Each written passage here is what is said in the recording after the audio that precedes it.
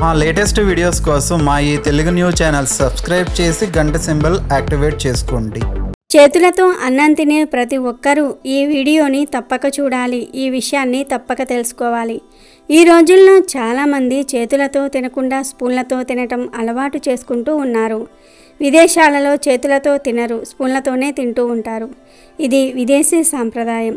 ఈ సాంప్రదాయాన్ని ఇప్పుడు భారతదేశంలో కూడా చాలామంది అలవాటు చేసుకుంటూ ఉన్నారు.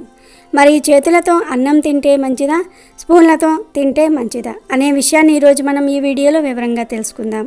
చేతులతో అన్నం తినేవారు మాత్రం మిస్ అవ్వకుండా ఈ వీడియోని చూడాలి. ఫ్రెండ్స్, ఆ విషయాలను తెలుసుకునే ముందు ఈ వీడియోకి ఒక లైక్ కొట్టి మా ఛానల్ని సబ్స్క్రైబ్ చేసుకుని మాకు సపోర్ట్ చేయండి. ఎందుకంటే మాకు మీ సపోర్ట్ చాలా అవసరం.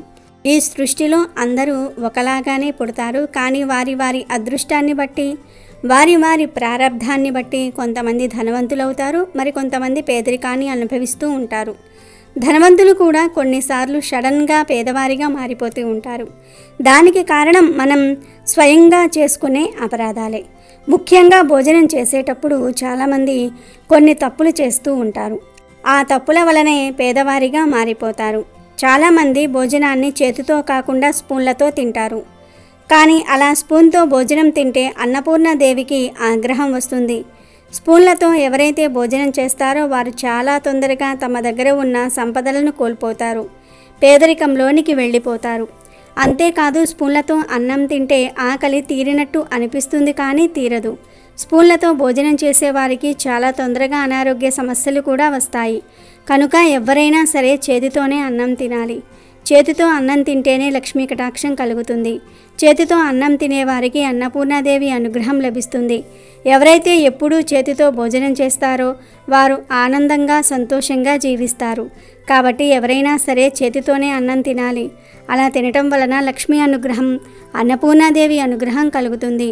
భోజనం చేసే కంచాన్ని ఎప్పుడూ కూడా ఛాతి కంటే ఎత్తులో పెట్టి తినకూడదు. కొంతమంది అన్నంలో కూరను లేదా పెరుగును కలిపి గట్టిగా పిసికేస్తూ ఉంటారు. అలా పిసికినప్పుడు అన్నం చేతి వేళ్ల నుండి బయటకు వస్తూ ఉంటుంది. అలా అన్నాన్ని పిసికి తింటే దరిద్రం పడుతుంది. అన్నాన్ని అరచెయ్యి మొత్తం అంటుకునేలాగా కాకుండా, అలాగని మునివేళ్లతోనూ కాకుండా మధ్యస్థంగా చేతిని పెట్టి చక్కగా భోజనం చేయాలి. కొంతమంది భోజనం చేస్తూ మధ్యలో చేతికి అంటిన అన్నాన్ని వదిలించుకునేందుకు అరచేతిని కంచానికి గీకుతూ ఉంటారు. కానీ అలా చేస్తే అది దరిద్రానికి హేతువవుతుంది. భోజనం చేసేటప్పుడు మధ్యలో లేచి వెళ్ళకూడదు. చేతితో అన్నం తినేటప్పుడు ఈ జాగ్రత్తలు ఖచ్చితంగా పాటించాలి. మహాభారతంలో భోజనం చేసే సమయంలో పాటించే కొన్ని ముఖ్యమైన నియమాల గురించి చెప్పడం జరిగింది. ఎవరైనా సరే ఈ నియమాలు పాటిస్తూ భోజనం చేసినట్లయితే వారికి ఆరోగ్యంతో పాటుగా సుఖ సంతోషాలు, భోగభాగ్యాల ప్రాప్తి కలుగుతుంది. శాస్త్రంలో చెప్పబడిన ఈ నియమాలు వైజ్ఞానిక పరంగా కూడా నిజమేనని రుజువయ్యాయి. మనం భోజనం చేయడానికి ముందు పంచాంగాలు అనగా 2 చేతులు, 2 కాళ్ళు మరియు ముఖం శుభ్రం చేసుకున్న తర్వాత మాత్రమే భోజనం చేయాలి. భోజనం చేసే ముందు ఇష్టదేవతను, ముఖ్యంగా అన్నపూర్ణాదేవిని తలుచుకొని వారికి ధన్యవాదాలు తెలుపుతూ, ఇదే విధంగా సకల ప్రాణులకు కూడా మీలాగే భోజనం లభించాలని, ఏ ప్రాణి కూడా భోజనం లేక అలమటించకూడదని దేవుణ్ణి ప్రార్థించాలి. ఇలా ప్రార్థించిన తర్వాత మాత్రమే భోజనం చేయటం మొదలుపెట్టాలి. భోజనం వండే మహిళలు కూడా స్నానం చేసిన తర్వాత శుద్ధ మనసుతో ఇష్టదైవ మంత్రాన్ని జపిస్తూ వంటగదిలో భోజనం తయారు చేసుకోవాలి. అన్నిటికంటే ముందుగా 3 ముద్దల అన్నాన్ని, 1 ఆవు కోసం, 2వది కుక్క కోసం, 3వది కాకి కోసం, ఇలా సపరేట్గా పక్కకు తీసిన తర్వాతే ఇంట్లో వారికి భోజనం వడ్డించాలి. అలాగే ఆహారాన్ని ఎప్పుడూ మితంగా తీసుకోవాలి.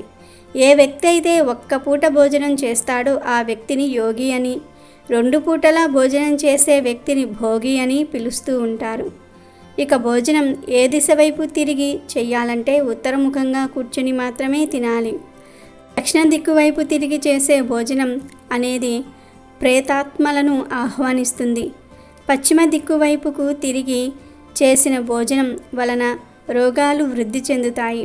బెడ్పై కూర్చొని భోజనం అస్సలు చేయకూడదు. చేతుల్లో పట్టుకుని లేదా విరిగిన ప్లేట్లో, పాత్రల్లో భోజనం చేయకూడదు. మలమూత్రాలు వస్తున్న సమయంలో కూడా భోజనం చేయరాదు.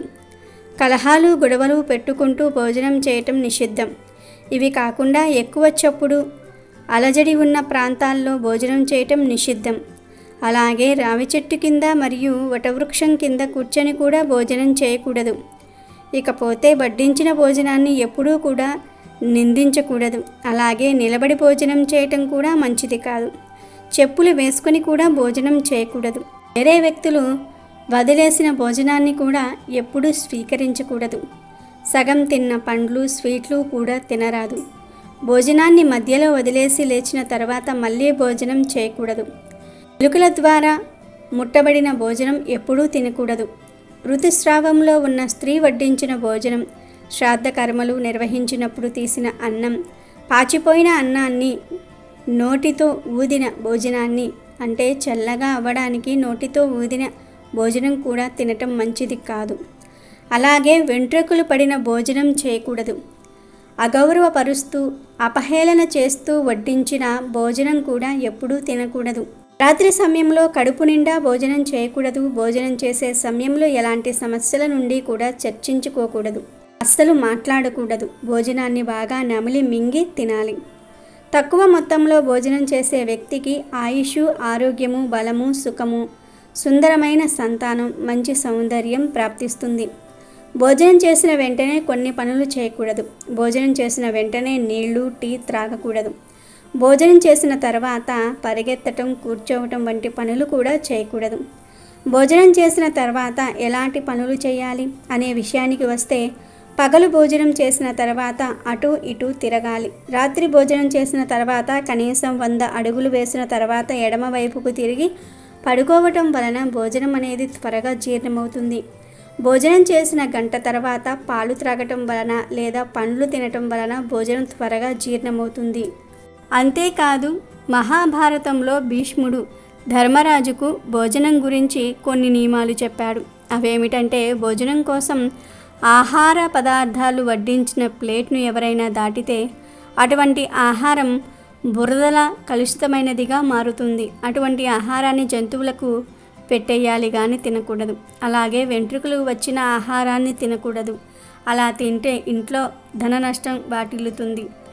కుటుంబం కలిసి కూర్చొని తినాలి. సోదరులు, ఇతర కుటుంబ సభ్యులందరూ కూడా కలిసి కూర్చొని భోజనం చేయాలని భీష్మ పితామహుడు చెప్పాడు. అలా చేయటం వలన కుటుంబంలో ప్రేమ పెరుగుతుంది. ఒకరి పట్ల ఒకరు త్యాగం, అంకిత భావంతో ఉంటారు.